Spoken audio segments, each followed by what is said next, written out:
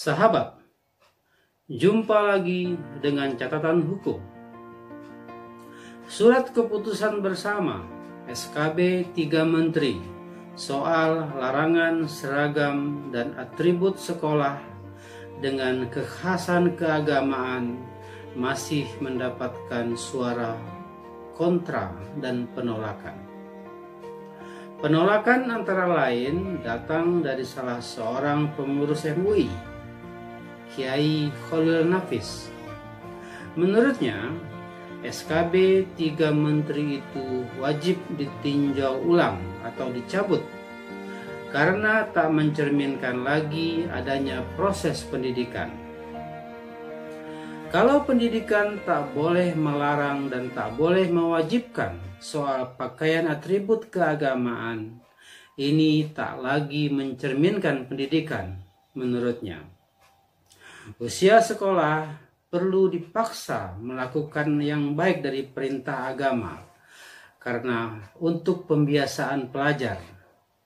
Jadi SKB 3 Menteri itu harus ditinjau kembali atau dicabut jelasnya.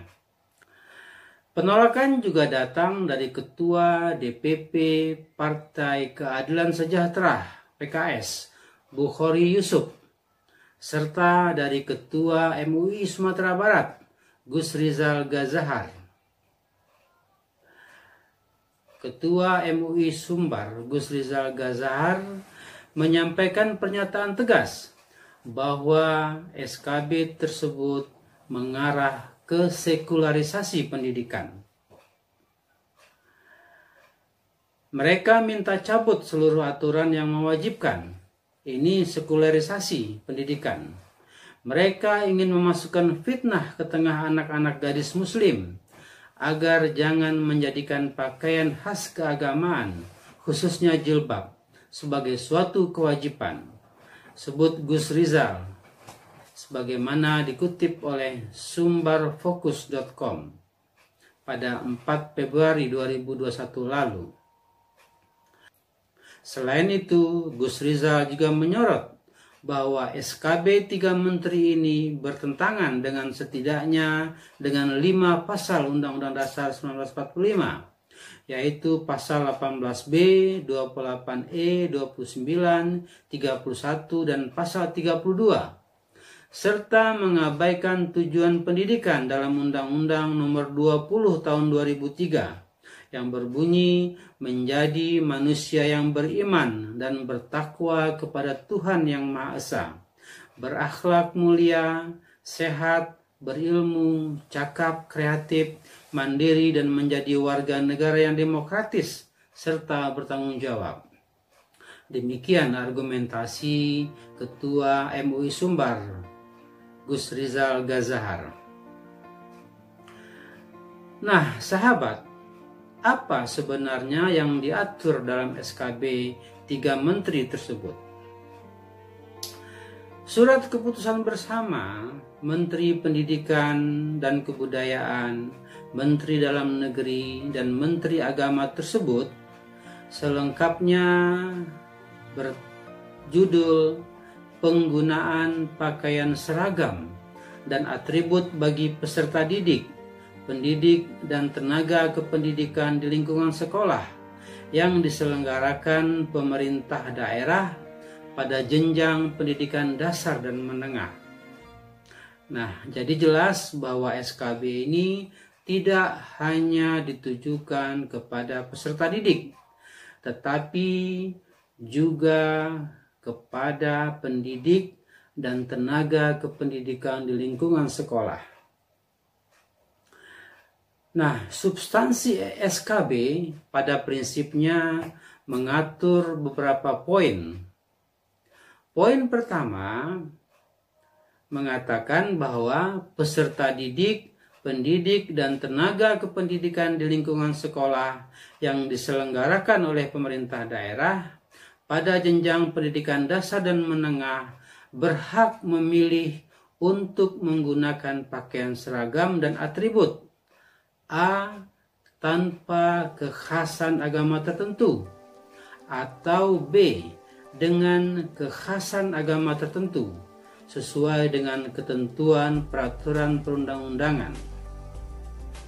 Kemudian poin kedua, pemerintah daerah dan sekolah memberikan kebebasan kepada peserta didik, pendidik, dan tenaga kependidikan untuk memilih menggunakan pakaian seragam dan atribut tanpa kekhasan atau dengan kekhasan agama tertentu. Poin krusialnya adalah pada diktum 3 berbunyi, dalam rangka melindungi hak peserta didik, pendidik, dan tenaga kependidikan, pemerintah daerah dan sekolah tidak boleh mewajibkan, memerintahkan, mensyaratkan, mengimbau, atau melarang penggunaan pakaian seragam dan atribut dengan kekhasan agama tertentu. Nah, konsekuensi dari aturan ini adalah tidak boleh ada kewajiban dan pelarangan penggunaan seragam dan atribut sekolah dengan kekhasan agama tertentu. Tidak hanya di sekolah umum tentunya, tetapi juga di sekolah agama seperti madrasah sanawiyah dan aliyah yang berada di bawah Kementerian Agama pengelolaannya. Menurut saya, aturan ini sudah tepat karena mengembalikan hakikat penggunaan jilbab dalam kerangka tuntunan agama dan nilai-nilai hak asasi manusia atau HAM. Dalam kerangka agama, kita tahu bahwa ada perbedaan pemahaman tentang kewajiban pemakaian jilbab bagi muslimah. Ada yang mewajibkan, ada yang tidak mewajibkan, karena menganggap rambut tidak wajib ditutup bagi muslimah. Nah, dalam konteks HAM, melaksanakan tuntunan agama pada dasarnya adalah urusan personal setiap orang dengan Tuhannya. Kalaulah misalnya dipahami mengenakan jilbab adalah sebagai kewajiban bagi setiap muslimah, maka adalah tanggung jawab orang yang bersangkutan untuk mempertanggungjawabkan perbuatannya kepada Tuhannya kelak. Namun, atas perbuatannya tidak mengenakan jilbab, tidak boleh kemudian negara atau siapapun memberikan pembatasan-pembatasan terhadapnya, apalagi yang akan melanggar hak asasinya dalam mendapatkan pendidikan di bangku sekolah formal. Maka, kalau dihubungkan kembali dengan penolakan-penolakan beberapa pihak, misalnya penolakan dari Ketua MUI Sumbar tadi, yang justru menilai SKB ini melanggar HAM, sebagaimana diatur dalam konstitusi, jelas saya tidak sependapat. Akan halnya dengan kekhawatiran SKB ini mengabaikan tujuan pendidikan, justru sebaliknya menurut saya. Fungsi pendidikan adalah menanamkan sikap terbuka dan inklusif bagi setiap peserta didik akan adanya berbagai pemahaman terkait wajib tidaknya berjilbab.